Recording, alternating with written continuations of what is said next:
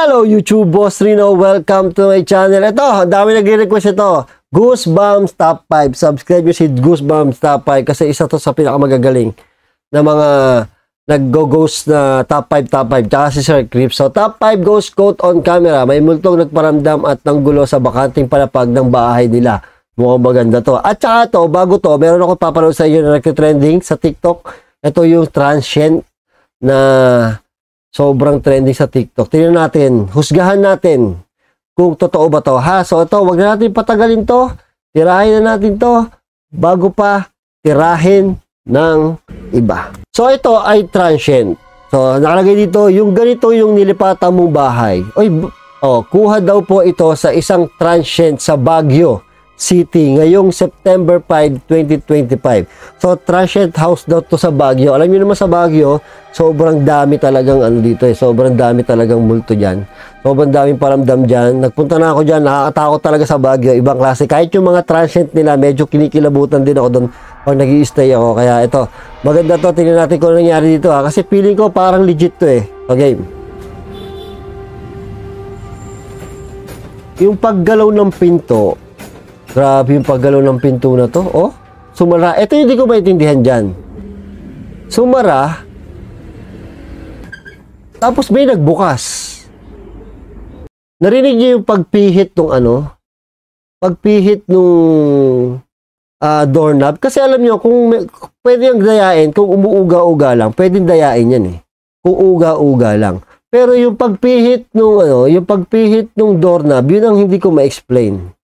Kung paano nangyari. Kasi, nakakatakot yan. Tignan nyo, ulitin natin ha. So, gumagalaw dyan. Sabihin natin may tao doon. Pero imposible may tao doon. Saka, yan ang lakas ng paggalaw Tapos sumara. Sumara. Tanong, paano bumukas yan? Pinihit yung doorknob. Diba ang creepy? Hindi ko alam paano gawin to kasi hindi ko kayang gawin yan. Kahit sa edit, hindi ko kayang gawin yan. So, hindi ko alam pero creepy. Kung sa Baguio to, marami talaga nangyari na ganito. Sobrang trending to sa TikTok. Diba? Wala akong maisip paano dinaya dyan. Unless na green screen. Pwede, green screen. Pero hindi ko rin alam paano gawin yun. Kaya sobrang creepy nitong sobrang creepy nitong video na to. Nakakatakot talaga sa ako na nagpapatunay sa inyo, nakakatakot talaga sa Baguio. So ito, dito na tayo kay Goosebumps Top 5. So ito na, tirahin natin to bago pa tirahin na iba.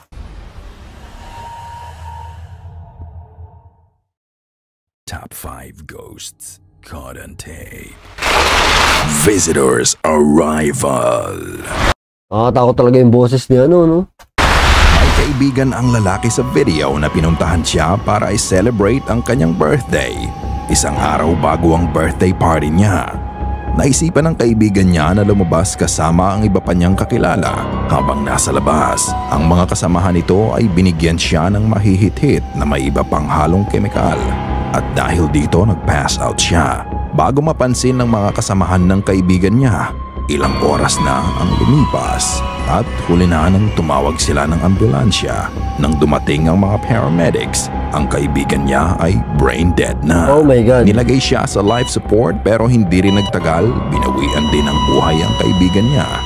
Ilang araw matapos ang birthday niya, bigla na lang may kakaibang pangyayari sa loob ng apartment niya. Ito na. Oh my God. Do it again. Do it again. Hinahamon pa niya yung multo.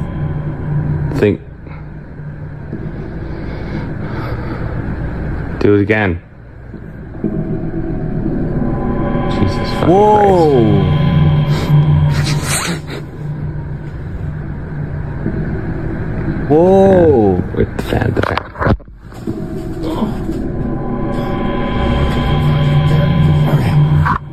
Sakto, no? Pinturin yung kanina nagmumulto. Dito, pinturin, no? Do it again. Do it again. Paano napagawa? Oh my God. Patay tayo dyan. Parang totoo to, ah. Do it again.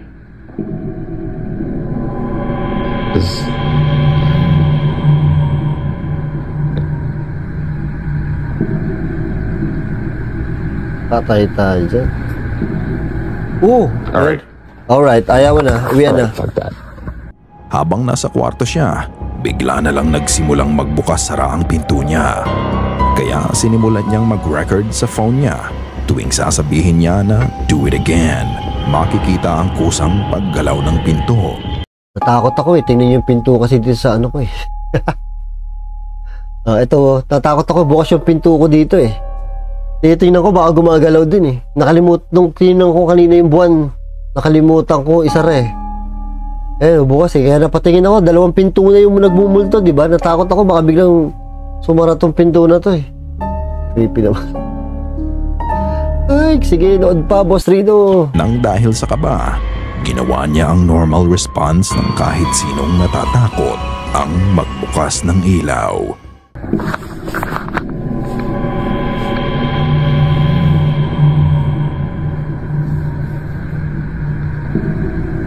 Do it again.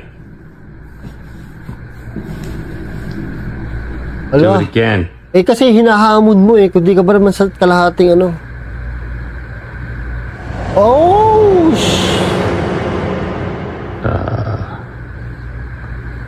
Ako yan, tatakbo na ako sa bintana. Okay. Okay. Yari. Shadow? Shadow?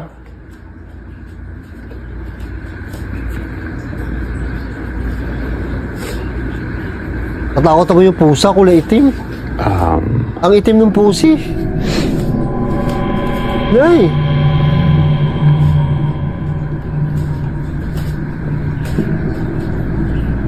Where is it?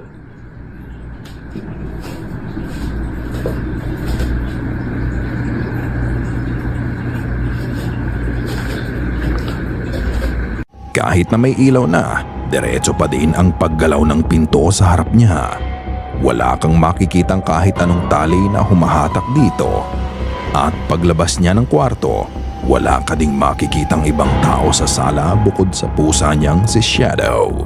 Nang itutok niya ang camera sa kwarto niya, nagfi-flicker na ang ilaw sa Oh loob my God. na maaaring sign na may nagdi-disrupt ng energy nito. Naniniwala ba kayo na ito ang kaluluwa ng namatay na kaibigan niya para tuparin ang pangako nito na i-celebrate ang birthday niya? Ikaw na ang Ang bahalang humusga. House renovation. Anong boses nito, nakakatakot. Masayang-masaya ang mag-asawa na sina Tasha at ang mister niya nang mabili nila ang kanilang dream house. Ang farmhouse na binili nila ay gawa pa noong late 1800s. Sa excitement, sinimulan nilang mag-asawa ang pagre-renovate sa bahay. Ngunit sa kabila ng excitement, meron din palang terrifying events na mangyayari. Nagsimulang makaramdam si Tasha sa bahay. Nagsimula ang pagpaparamdam sa kanya sa ilang mga pagkalabog. Ang hirap niya, no? Bumili ka ng bahay mo, tapos may multo. Diba? Hirap nung gano'n. Oh my God.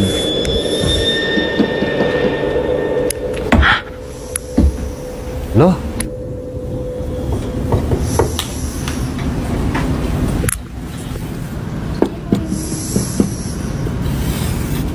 May mga gabi din na nakakarinig siya ng footsteps at mga bulong sa harapan ng kanilang bahay. Yan, nakakatakot yung mga bulong-bulong na yan.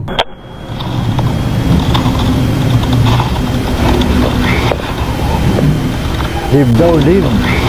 Live. Patay Sa tayo dyan. CCTV footage, may maririnig kang bulong at ang sabi nito, leave. Pinabutan ako. Ito kaya ang kaluluwa ng dating may-ari ng bahay na pinapaalis sila. Bukod doon, tuwing umaga sa kusina, nagtataka si Tasha kung bakit lagi nalang nasa sahig ang cookbook niya. Kaya ang ginawa niya ay binuksan niya ang kanyang laptop at itinutok ang camera nito sa kanyang cookbook. Kinabukasan, nang tignan niya ang nangyari, lalo siyang kinilabutan sa nakita niya. Oh my God. Oh shit.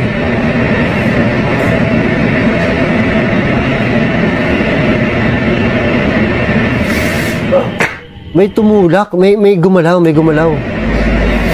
Oh, may gumalaw oh. Ano ba yan? Alauna ng madaling araw, biglang bumagsak ang 2 libro na parang may tumulak dito. Pagdating ng 3:00, nag-glide ng kusa ang mga libro hanggang mahulog ito sa sahig. Matapos noon, maririnig mo din ang mahinang boses ng babae na tumatawa.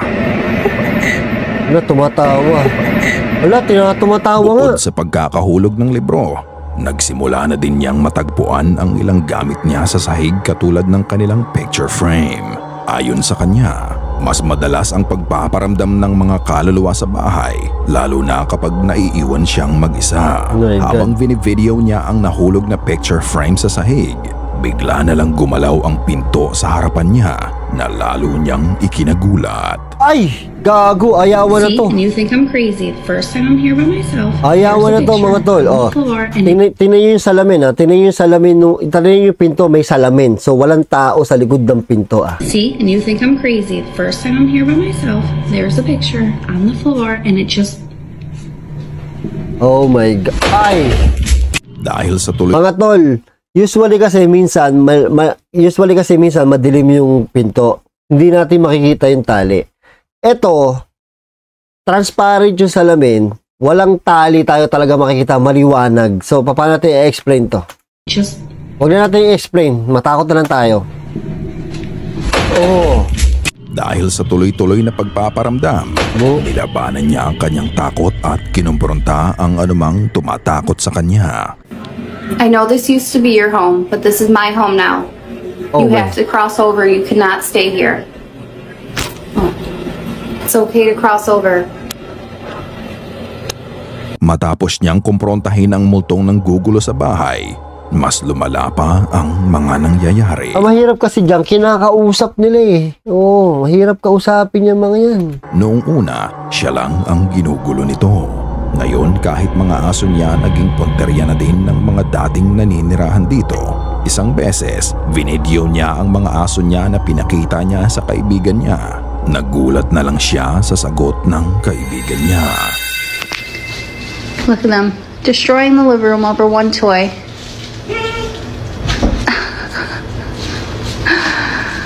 Silly.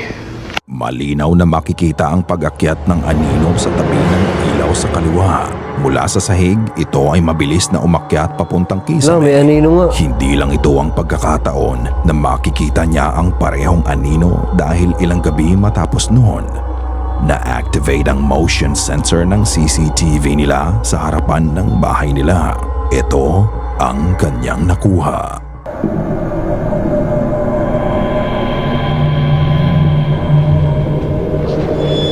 Oh my God, may anino. Nasa upuan?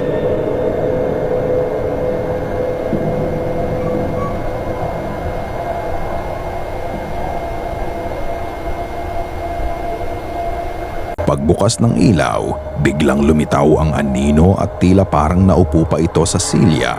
Ilang sandali din itong nanatili sa upuan bago ito umalis. Sa buong video na to, makikita mo ang progression ng pagpaparamdam ng multo sa kanya mula sa mga pagkatok, paggalaw ng mga gamit hanggang sa paggalaw ng anino. Ano sa tingin niyo mga ka-Goosebumps? Naniniwala ba kayong haunted ang nabiling bahay ni Tasha? Kaya maganda rin, alam niyo maganda rin na na pagka magkakaroon ka ng bahay, maganda yung ikaw na yung nagpatayo, no? Mahirap yung binili mo ng buo na yung bahay. Diba? Yung parang mga third owner ka na or second owner ka na.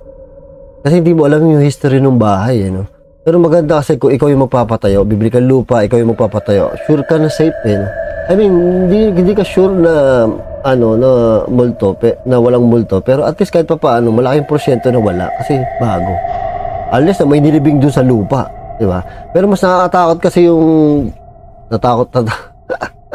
tinitingnan ko tuloy yung pinto, kung na mga pinto na to. Tinitingnan ko tuloy yung pinto, tingnan nyo, natatakot ako, baka biglang bumukas eh. Baka biglang bumukas yung pinto. So yun nga, mas maganda na kasi hindi mo alam kasi pag bumili ka ng bahay parang second hand o third owner ka, second owner, hindi mo alam may mga namatay na doon, hindi mo alam mga Kaya maganda patayo talaga ng bahay. Yun nga lang, napakamahal. second floor tenants. Ilang gabi nang nahihirapang matulog ang dalawang anak ng uploader ng video na inyong mapapanood. Naiiyak ang mga bata sa takot dahil tuwing sasapit ang 2:00 ng madaling araw, nakakarinig sila ng naglalakad sa second floor ng bahay nila. Ang bahay na kanilang tinitirhan ay may 2 Oy, Pinoy to ha. Pinoy to, no? palapag. Ngunit matagal nang bakante ang second floor ng bahay at ang mga naiwan na lang dito ay ilang mga gamit. Kaya katakataka na may naglalakad dito sa gabi. Isang beses, tulog na ang mga anak niya nang makarinig siya ng mga kaluskos at paghampas sa itaas. At dito na nagsimulang mag-record ang ama.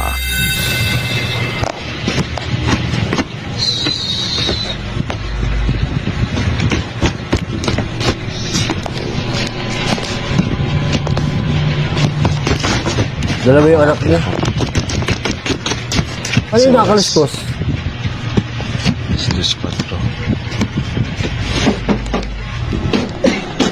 Ano yun? Oy, meron sa bubong. Patulog mo. Sa bubong, no? Bubong ba? Ang baba naman ng bubong nila.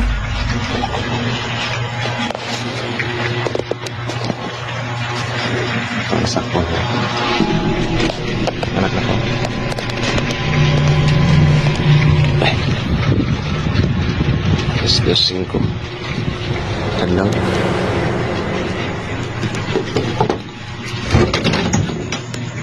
Lan? Lan? Uy, ba't may tali dyan? Sierra mo. Uy! Ang nakala ko may nakatayong babae. Parang nakatayo to. No? Parang nakatayo yung babae to. Nakatalikod. Akala ko. Bag lang pala. Sana? Hindi pala Tagalog, no?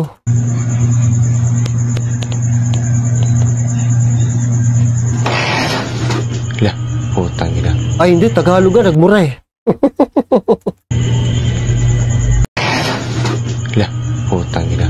Alam niyo, pagka nakakatakot talaga, kaya hindi ko maiwasan magmura na hindi ko, nakakapagtakot talaga ako, mapapamura ka talaga eh. Nakakaba? Lah, putang ina.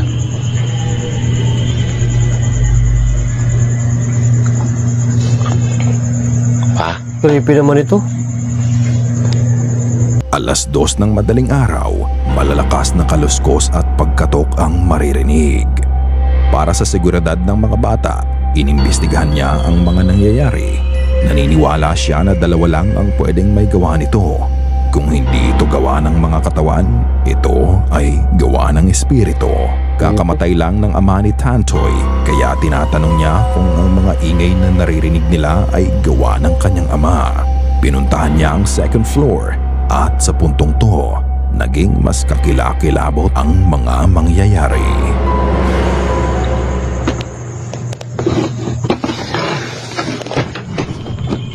May tao, guys.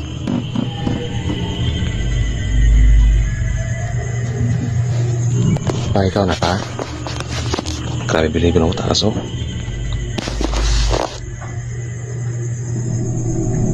Pa?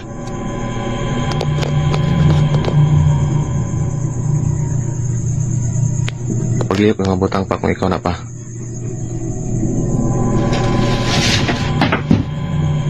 Tanginang yawa na. Takot na to, nagbumura na eh. Ang creepy. Buksan mo yung ilaw, tol. Ang problema, baka magnanakaw, no? Lagi may nakatali. Ikaw na padili.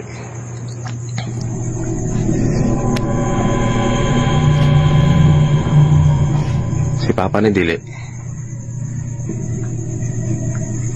Kung dili ni si Papa, iliyok ko daw isa daw. Papagalaw daw na isa. Iliyok daw. Oh my God. Pa?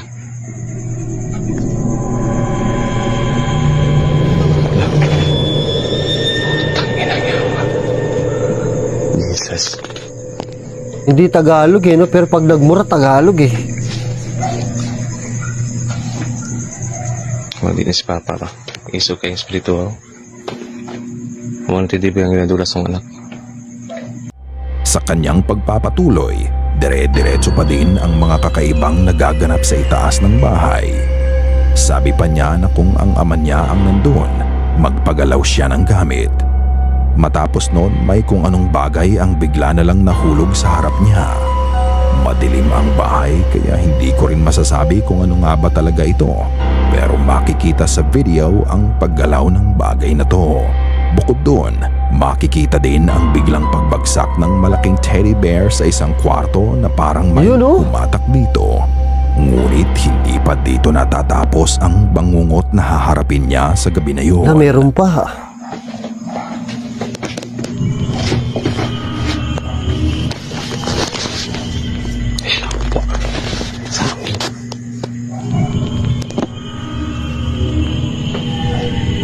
Nabay tao din nga kwarto. Wala. Pag-iot na mong gamit dabi, kung nabay tao din nga kwarto. O kung hadlok. Ay, di mo sobra sa hangin eh.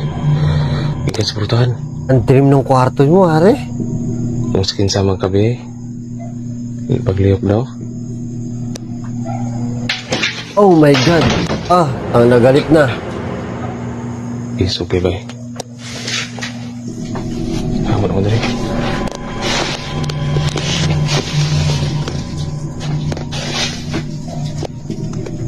Baka biglang bumulaga yan.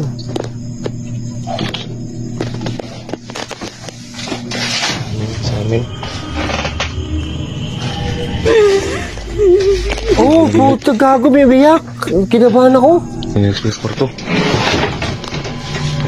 Nangawa. May umiyak na babae, di ba?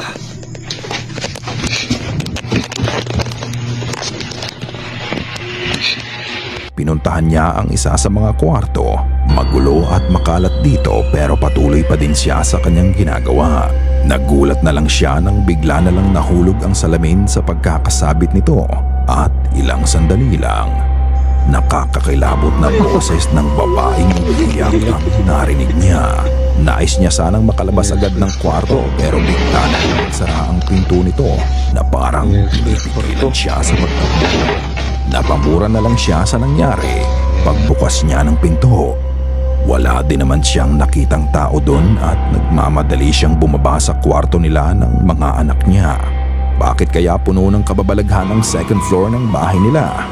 Ito ba ay gawa ng namayapa niyang ama o gawa ng mga espiritong naninirahan sa nakabakanting bahagi ng bahay nila? Kung ama niya, babae yung umiyak.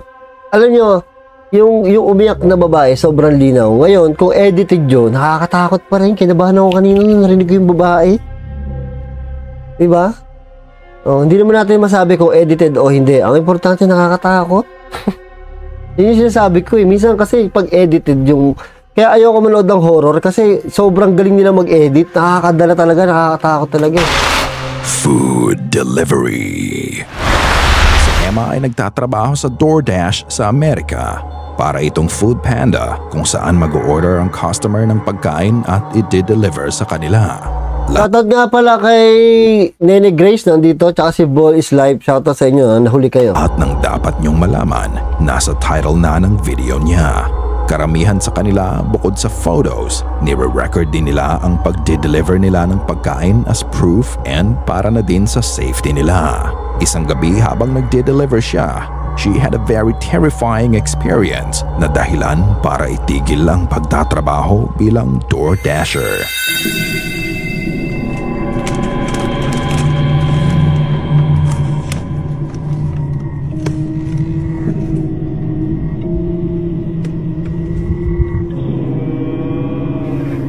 Hello? Wala, ang creepy naman ng upuan na yan. Yung ginagawa niyo dyan. Can you put it on the stool, please? I'm not really supposed to come into houses. It's just inside the door. It doesn't really matter how far it is. I'm not supposed to. Please, it would make it easier for me. It's kind of Can't you just come to the door? It's just kind of a safety hazard for me to come in the house. No, I can't come to the door. Can you put it on the stool? Creepy to, pare. It's easy. It's just inside. I'll just leave it here. I'm not allowed to come inside, and I will not come inside. Come on, fucking bitch. It's not hard. Yeah, no.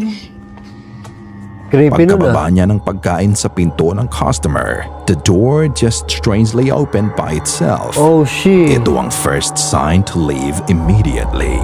Matapos noon, maririnig ang boses ng babae sa loob ng bahay na pinipilit siyang pumasok sa bahay. Second sign. Sa una, kalmado pa ang boses na nakikiusap na ipasok ang pagkain sa loob. Can you put it on the stool, please? Pero nang tumanggi ang dasher, My God. naging agresibo na din sa kanya ang boses. I'm not allowed to come inside, and I will not come inside. Creepy ng boses, no? Fucking bitch. It's not hard. Yeah, no. And ito na ang final straw para kay Emma. Kaya matapos nun ay umalis agad siya. Sa una, iisipin mo parang normal event lang to between the dasher and the rude customer. Pero ang nakakapagtaka, paano bumukas ang pinto ng mag-isa at bakit pilit siyang pinapapasok ng boses sa loob ng bahay? What could have happened if she granted the customer's request? Luckily, she made a choice to leave. Dahil kung hindi, we might have been watching something far more horrifying. Something we can't even begin to imagine. John. Oh my God. Napanood na natin ito isa. Ang creepy, no? Ang creepy nung sa Pinoy, no? Puro pinto. Natakot tuloy yung sa pinto namin. Napanood na natin ito, kaya hindi natin itutuloy, okay? Nakakatakot yung ano. Puro pinto, no? Actually, ang ganda nung selection ni Goosebumps dito. Natakot ako talaga. Lalo doon sa boses ng babae kanina. Creepy. Parang ayoko na tuloy mag-explore. So, yun. Thank you sa panonood. Subscribe nyo yung subscribe nyo yung natakot tuloy ako. Kinakabahan ako. Goosebumps Top 5. Tapos, malapit na tayo mag 1 million. Thank you sa inyo. At subscribe pa sa mga di nakasubscribe, share, like, and comment. So, see you next video.